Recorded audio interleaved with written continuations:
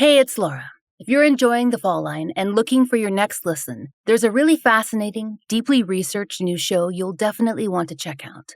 Each week, Vanessa Richardson will uncover the true stories behind the world's most shocking crimes, deadly ideologies, and secret plots. From the tragic and coercive mass suicides and political assassinations to secret government experiments and UFO cults. If you want to learn more about the fascinating history, the psychology behind what seem like unbelievable choices, and deep dive into the world's most enduring mysteries, you will not want to miss this show. We have a clip here from an episode about JFK's assassination, which is out now. If you like what you hear, don't forget to follow Conspiracy Theories, Cults, and Crimes on Apple Podcast, Spotify, Amazon Music, or wherever you listen. In November 1963, 46-year-old John F. Kennedy was riding high. He was about halfway through his first term as president and already gearing up for re-election. He was confident he could win, especially in the wake of his latest political achievement. The year before, in October of 1962, Soviet nuclear missiles had been discovered off the coast of Cuba, close enough to strike almost anywhere in the U.S. All of a sudden, people were stockpiling supplies, tracking emergency news alerts, and preparing for the worst. In the wake of this discovery, Kennedy got on the radio and spoke directly to his constituents. He promised the U.S. would come out unscathed, and he was right. Through some careful political maneuvering, he managed to convince Soviet Prime Minister Nikita Khrushchev to withdraw the missiles. Thanks to Kennedy's skillful diplomacy, the American people could rest assured they were safe. Now, he hoped that they'd trust him with the country's highest office once again. On November 22, 1963, Kennedy touched down in Dallas, Texas.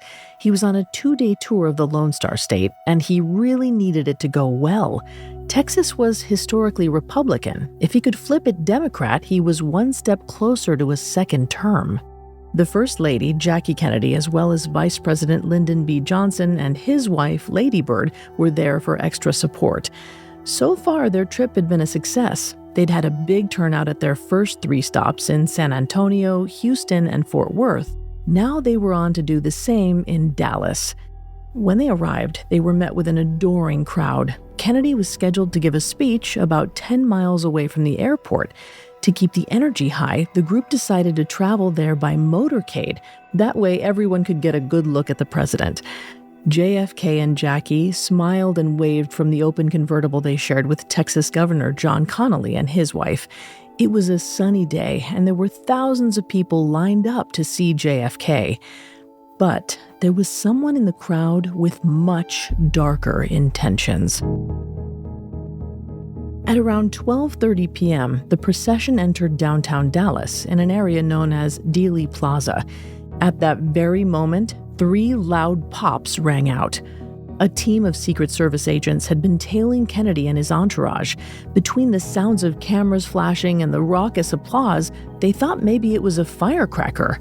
Then the agents heard screaming and realized this was no light show. It was gunshots.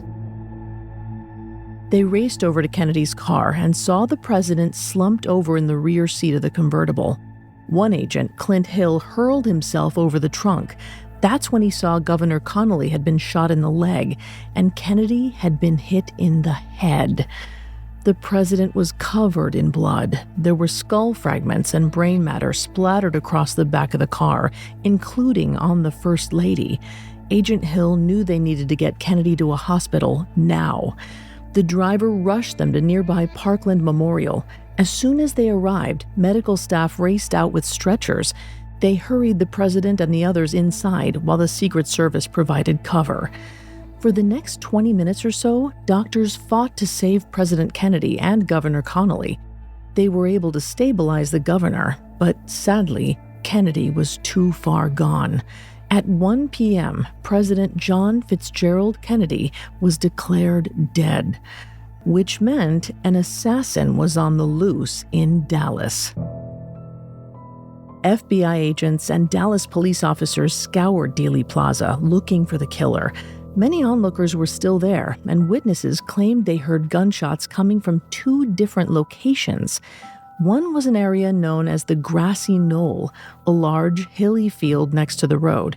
The other was the Texas School Book Depository building within the plaza. The president's car had just passed the depository when the shots rang out. A group of investigators ran to the Grassy Knoll, but they didn't find any evidence that a shooter had been there. At the same time, a pair of DPD officers headed to the book depository and began sealing off the 7-story building. Before doing anything else, the officers rounded up all the employees and questioned them. No one seemed suspicious, so they let them go. After that, the officers searched the building. The first few floors were clear, but when they arrived at the 6th, they sensed something was wrong. There was a stack of cardboard boxes sitting in front of an open window overlooking the motorcade route. The officers knew this was where the assassin had fired from. They became even more certain when they looked through the boxes. Inside were 3 empty shell casings and a military-style rifle. They had the evidence and a possible murder weapon. Now they needed to track down a suspect. Just as they were deciding where to look next, the building manager burst onto the 6th floor. He'd realized something important. When the officers were questioning the employees, one person was missing: 24-year-old Lee Harvey Oswald. He was new, and he'd been on the 6th floor that day. It turned out Lee had left before the officers arrived. The manager didn't think anything of it at the time. Lee had seemed calm, too calm to have been the shooter. Now, the manager wasn't so sure. He gave the police Lee's address, and the officers booked it back to the station to alert their supervisors. To their surprise, Lee was already in the interrogation room. It turned out he'd been arrested for shooting and killing another police officer after the assassination. And that wasn't all. Several witnesses had seen a man who looked just like him running through that part of Dallas after the president was hit.